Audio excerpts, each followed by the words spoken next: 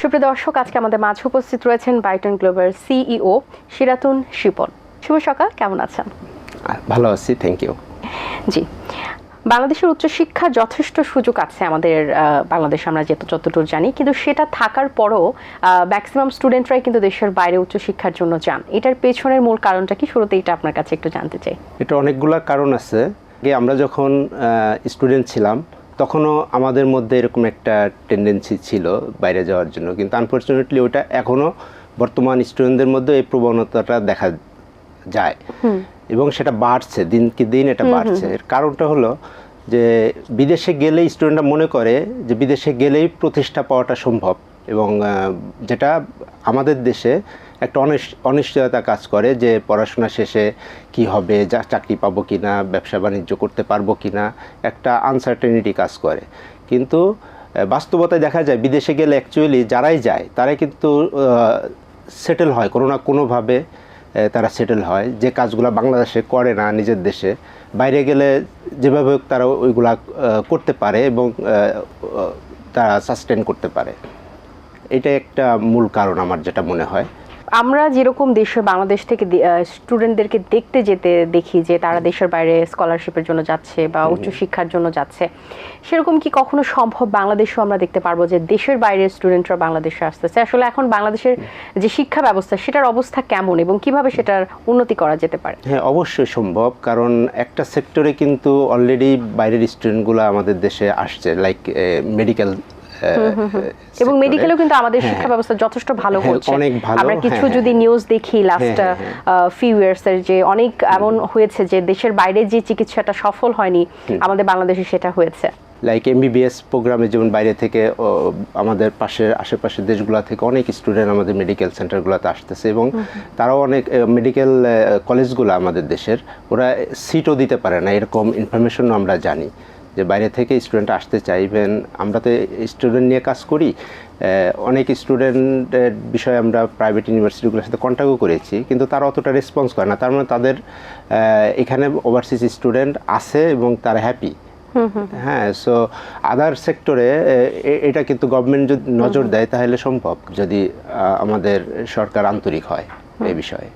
আচ্ছা, এবং আমরা আরেকটি বিষয় যেটা দেখতে পাই যে অনেক সময় উচ্চশিক্ষার জন্য যারা যে প্রতিষ্ঠানগুলোর সাথে সহযোগিতা করেন বা প্রতিষ্ঠানের হেল্প চান, আসলে যাদের মিডিয়া হিসেবে ব্যবহার করেন যে প্রতিষ্ঠানগুলো, সেই প্রতিষ্ঠানগুলো থেকে অনেক আছে যেগুলো থেকে প্রতারিত হন। এই ব্যাপারগুলো আসলে কিভাবে জাস্টিফাই করা যায়, বা যারা আসলে এই ব্যাপারগুলো জানে বা আসলে নিজের জায়গা থেকে দেখতে চায় যে আমি প্রতারিত হব না, সে কি কি বিষয়গুলো নোটিস করতে পারে? হ্যাঁ, একটা খুব ভালো কোশ্চেন করছেন। এটা খুবই কমন আমাদের দেশে। রিসেন্টলি আপনি মিডিয়াতে দেখবেন, একটা নিউজ আসছে, খুবই বড় একটা কোম্পানি কয়েকশো কোটি টাকা মেরে দিয়ে লাপাত্তা হয়ে গেছে। কোম্পানিটা বন্ধ আছে এখন এই সরকার পতনের পরে।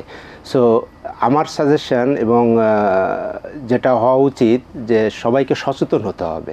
কোনোভাবেই প্রপার ডকুমেন্টেশন ছাড়া, ইউনিভার্সিটির অ্যাকাউন্ট ছাড়া কোনো টাকা পয়সা যেন কোনো এজেন্ট বা কোনো ব্যক্তিকে, কোনো কোম্পানিকে কেউ যেন প্রদান না করে।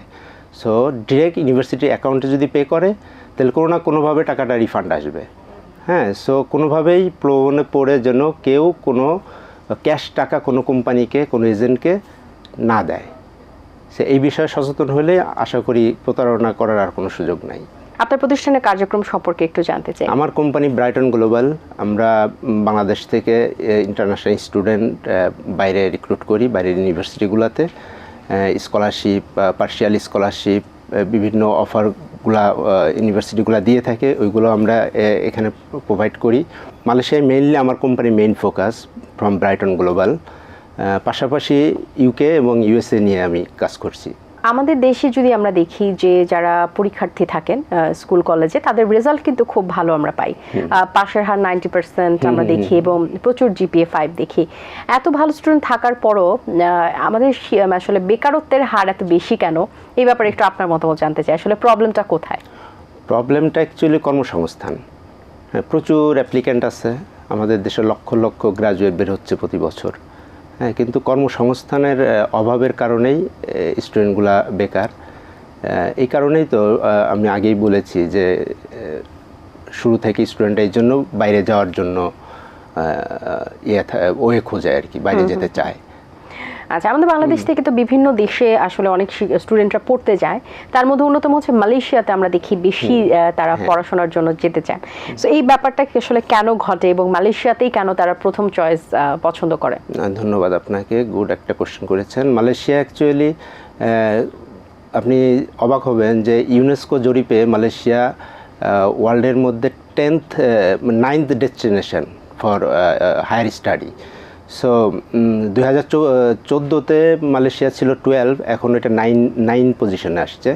তো প্রচুর স্টুডেন্ট যাচ্ছে মালয়েশিয়াতে, বাংলাদেশিদের জন্য বিশেষ করে, যেটা যে মধ্যবিত্ত পরিবারের সন্তানদের জন্য মালয়েশিয়াটা বেস্ট। মালয়েশিয়াতে আপনার কিউএস ওয়ার্ল্ড র্যাঙ্কিংয়ে 30টা ইউনিভার্সিটি আছে 1000-এর মধ্যে মালয়েশিয়াতে। এবং টিউশন ফিস আপনি অবাক হবেন যে লাইক ইউএসএ, ইউকের, অস্ট্রেলিয়ার ইউনিভার্সিটিগুলার 1 বছরের টিউশন ফি দিয়ে মালয়েশিয়াতে টোটাল ব্যাচেলর কমপ্লিট করা পসিবল। লিভিং কস্ট খুবই কম, ইভেন কম সামটাইম আই থিঙ্ক ঢাকার চাইতেও কোনো হিসাবে মালয়েশিয়াতে আপনার লিভিং কস্ট কম স্টুডেন্টদের জন্য। ওইখানে আপনার পার্ট টাইম জব করারও সুযোগ সুবিধা রয়েছে। কালচারাল একটা সিমিলারিটি আছে আমাদের দেশের সাথে। ফুড খুবই affordable, like very similar like Bangladesh. এই বিষয়ে আপনারা কি কি স্পেশাল সার্ভিস দিয়ে থাকেন? মালয়েশিয়ার ক্ষেত্রে স্পেশালি আমাদের কোনো ফাইল ওপেনিং চার্জ নেই, ভিসার পরে কোনো সার্ভিস চার্জ নেই, ইভেন ডিউরিং ভিসা প্রসেস আমরা কোনো অরিজিনাল ডকুমেন্ট আমরা রাখি না। অ্যাডমিশন থেকে শুরু করে ভিসা প্রসেস সব সহায়তা আমরা দিয়ে থাকি। আর আমরা অলমোস্ট 35 ইউনিভার্সিটির অথরাইজ এজেন্ট ইন বাংলাদেশ। আর যেহেতু আমরা কোনো অরিজিনাল ডকুমেন্ট রাখছি না, কোনো টাকাও আমাদের কাছে দিতে হচ্ছে না, ডিরেক্ট ইউনিভার্সিটির অ্যাকাউন্টে টাকা পে করবে, ভিসা ফি এবং টিউশন ফিস এভরিথিং। সো আমাদের কাছ থেকে প্রতারিত হওয়ার কোনো সুযোগ নাই।